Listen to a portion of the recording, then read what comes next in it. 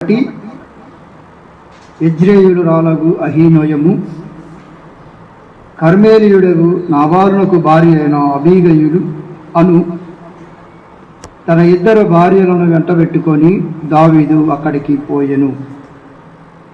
మరలా వచ్చిన భాగాన్ని చదువుదాం. కాబట్టి యెజ్రెయేలురాలగు అహీనోయము కర్మెలీయుడగు నాబాలునకు భార్య అయిన అబీగయులు అను తన ఇద్దరు భార్యలను వెంటబెట్టుకొని దావీదు అక్కడికి పోయెను. చదవబడిన ఈ లేఖన భాగాలను మిగతా ఇతర లేఖన భాగాలను దేవుడే మన వినికిల్లో దీవించి ఆశీర్వదించునుగాక. ఆమేన్. ప్రభునందు ప్రియులారా, మనం ఈ అధ్యాయాన్ని ప్రారంభించి కొనసాగిస్తూ ఉన్నాం. ఈ అధ్యాయానికి మనం ఒక పేరు పెట్టాం, దావీదు పట్టాభిషేకం అని. మనం ఈ అధ్యాయాన్ని ప్రారంభించి ధ్యానం చేస్తూ వస్తూ ఉన్నాం. ఈ అధ్యాయాన్ని మనము 4 భాగాలుగా విభజించుకున్నాం. 1 నుండి 4 వచనాలలో దావీదు పట్టాభిషేకం అని మనం విభజన చేసుకున్నాం. 5 నుండి 7 వచనాలలో యాబేష్ గిలాదు వారికి దావీదు చేసిన ఉపకారాన్ని మనం చూడగలం. 8 నుండి 10 వచనాలలో ఇష్బోషెతును రాజుగా చేయుట.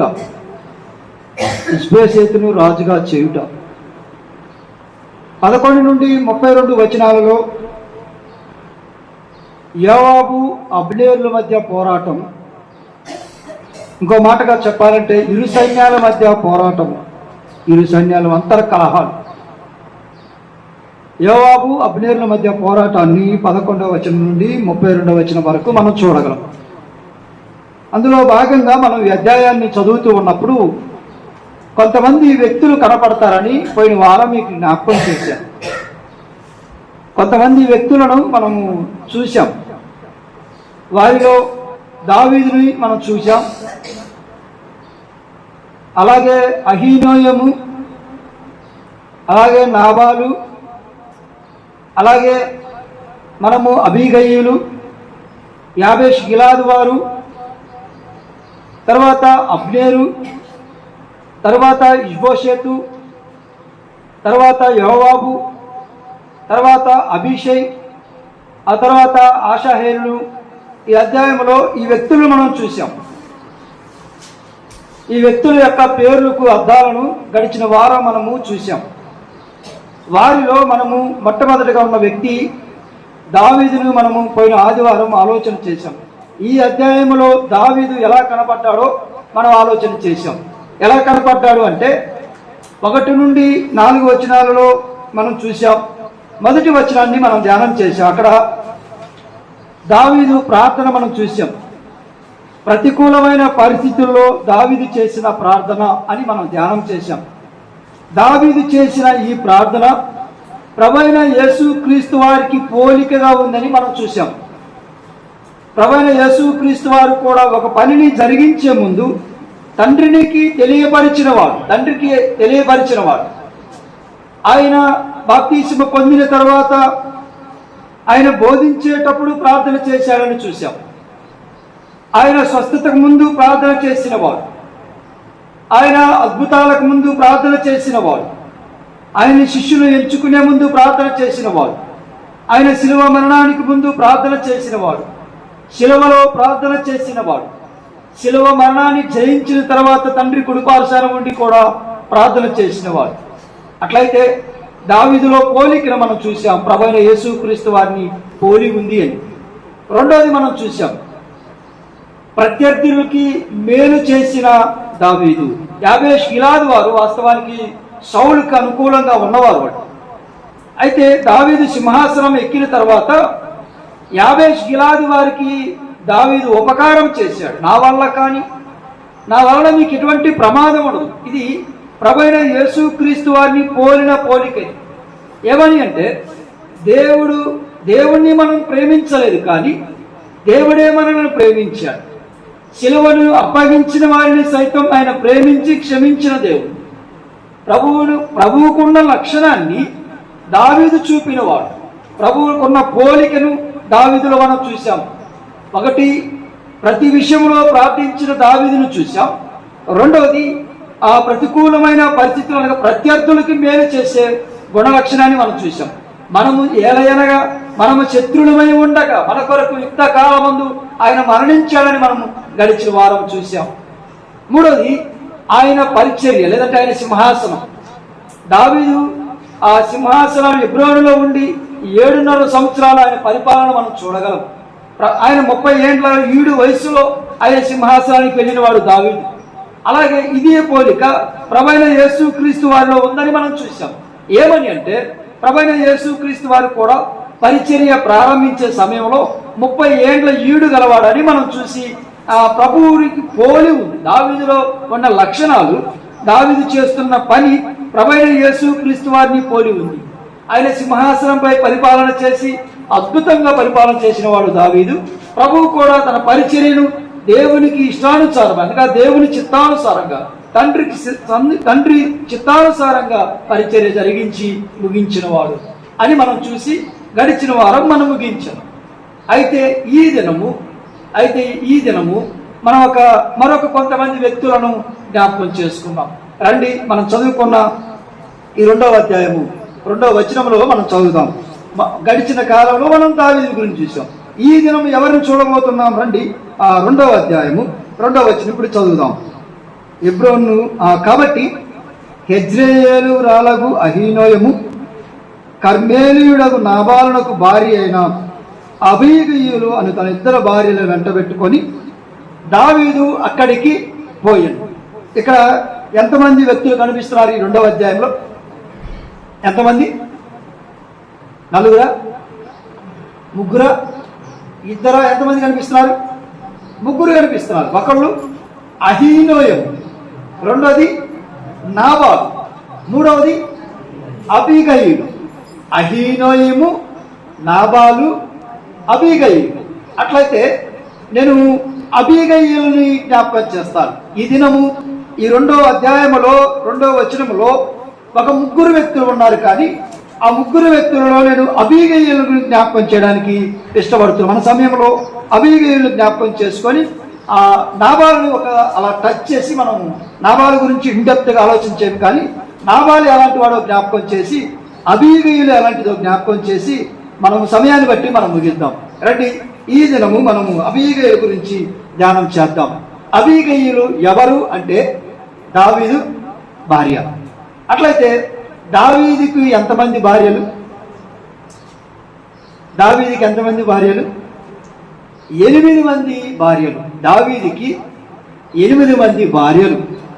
ఒకరు మీకాలు, 2 అహీనోయము, 3 అబీగయీలు, 4 మయాక, ఆ తర్వాత 5 హగ్గీతు, 6 అబీటలు, 7 ఎగ్లా, 8 బత్సేబా.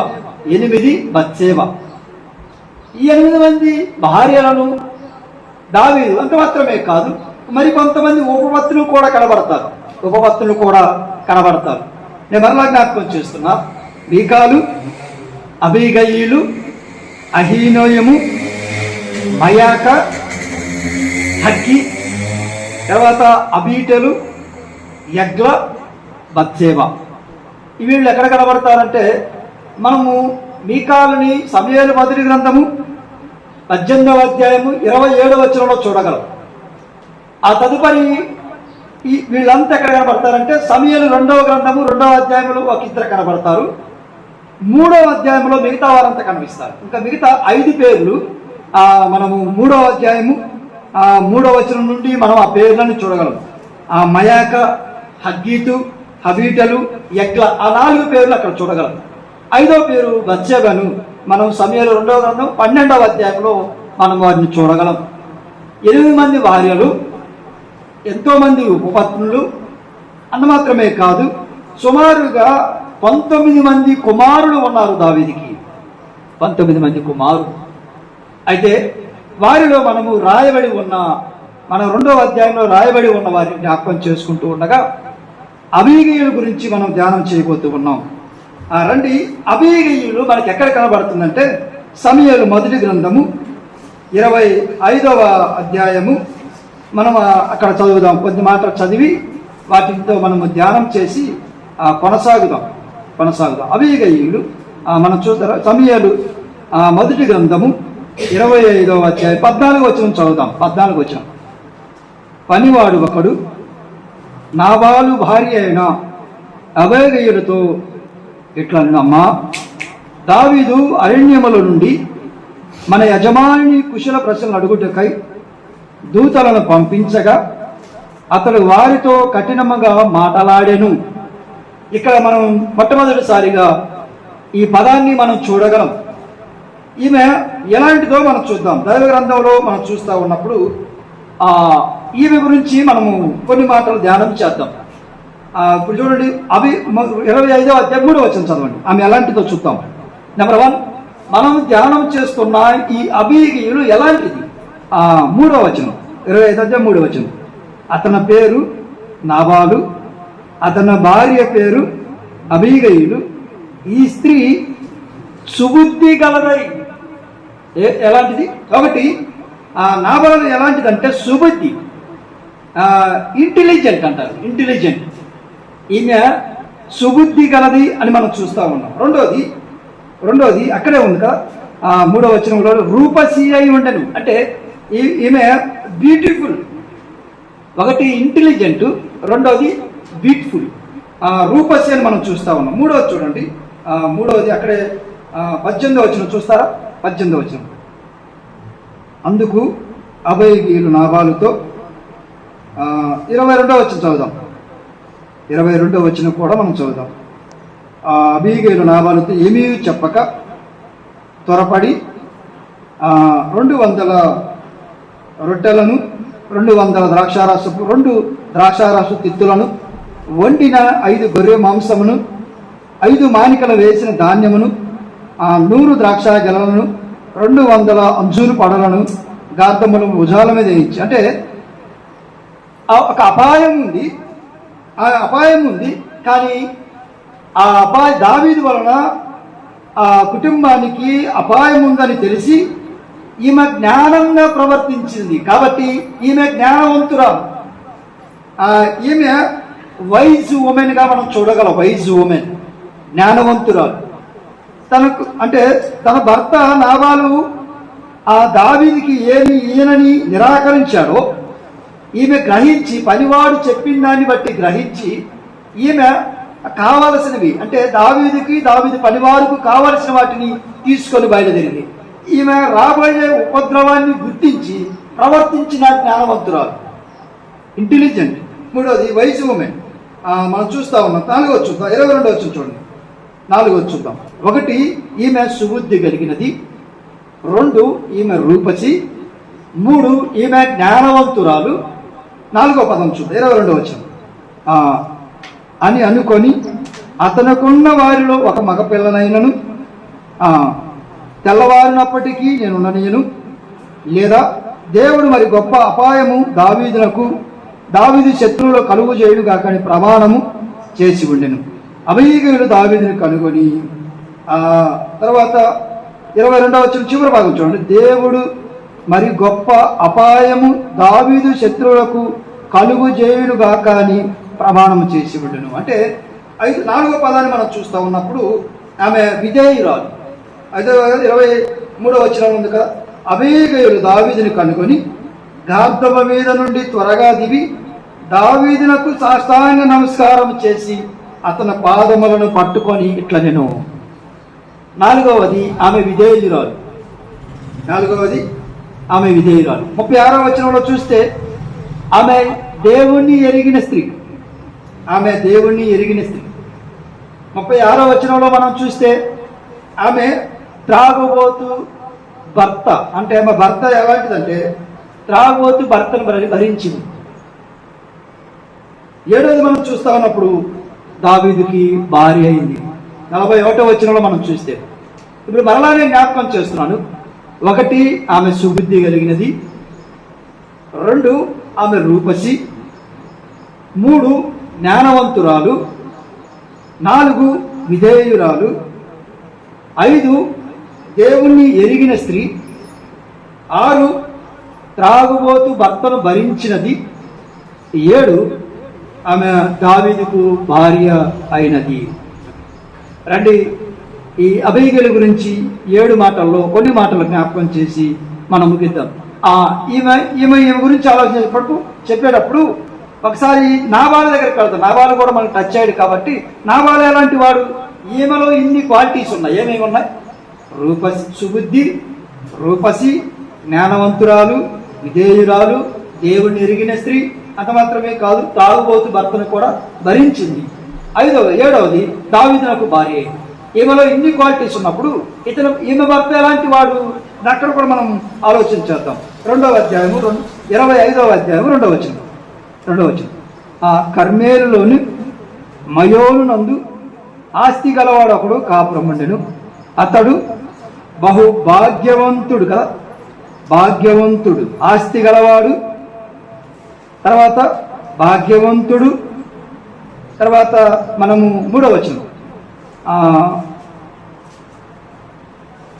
అండి.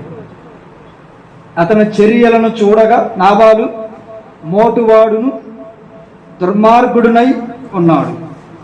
తర్వాత 17వ వచనం.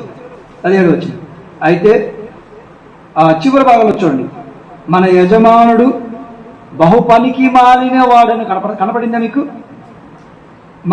మన యజమానుడు 17వ వచనం బహు పనికి మాలిన వాడు.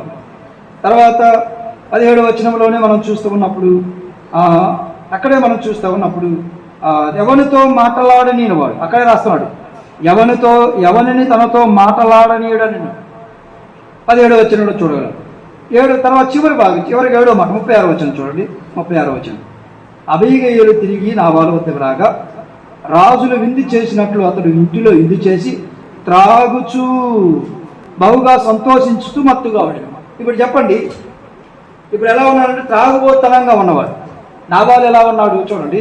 1 ఆస్తి కలిగిన వాడు, 2 భాగ్యవంతుడు, 3 మోటువాడు, 4 దుర్మార్గుడు, 5 బహు పనికి మాలిన వాడు, 6 తనతో ఎవరిని మాట్లాడనివాడు, 7 త్రాగుబోతు. భార్యలో 7 లక్షణాలు ఉన్నాయి, భర్తలో 7 లక్షణాలు ఉన్నాయి. అసలు వీళ్ళిద్దరికి ఏమైనా సంబంధం ఉందా అంటే ఏ మాత్రము సంబంధాలు, ఏమాత్రం దగ్గర పోలిక అసలు లేనే లేదు. భార్య ఒక తీరుగా ఉన్నాడు, భర్త ఒక తీరుగా ఉంది. చూడండి, భర్త తను త్రాగుబోతనంగా ఉన్నవాడు, మరటివాడిగా ఉన్నవాడు, దేవుని ఎరగినవాడు, దేవునిని గుర్తించినవాడు, దేవుని పిల్లలకు మేలు చేయాలనే ఆలోచన కలిగిన వాడు కాదు. కానీ భార్య చూడండి, దానికి డిఫరెంట్గా ఉంది, వ్యతిరేకంగా కనిపిస్తూ ఉంది. తను త్రాగుబోతోడైనా భరించింది, తను సుబుద్ధి కలిగి ఉంది, రూపసి అయి ఉంది, విధేయత చూపుతా ఉంది. అంత మాత్రమే కాదు, భర్త బహు పనికి మాలిన వాడైనా, భర్త దుర్మార్గుడు అని రాయబడి ఉంది, అయినను ఆమె ఏం చేసింది? భరించింది. అట్లయితే అబీగలు గురించి మనం ధ్యానం చేయవలసినదే. అలాంటి భర్తతో ఆమె ఎలా కాపురం చేసింది, అలాంటి భర్తతో ఆమె ఎలా జీవించింది, అలాంటి భర్తతో ఆమె ఎలా కొనసాగింది. పిల్లరా, ఈ ఉదయకాల వేళలో అబీగలు గురించి మనము ఆలోచన చేయవలసినదే, అబీగల గురించి మనం ధ్యానం చేయవలసినదే. తన భర్త ఏమాత్రము మంచివాడు కాదు.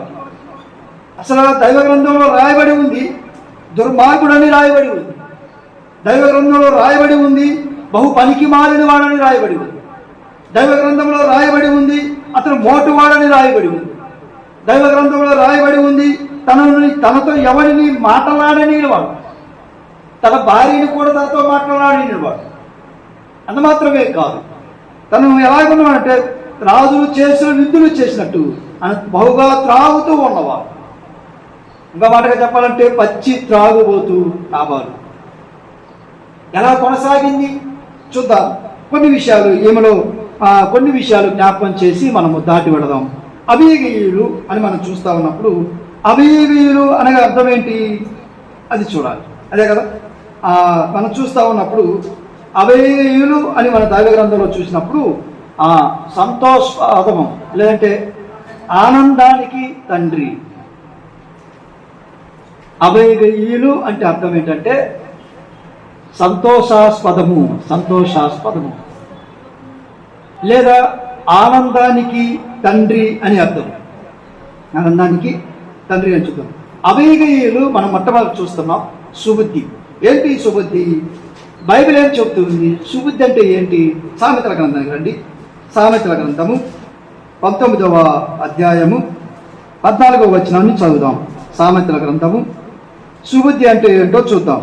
సామెతల గ్రంథము 19వ అధ్యాయము 14వ వచనాన్ని మనం చదువుదాం.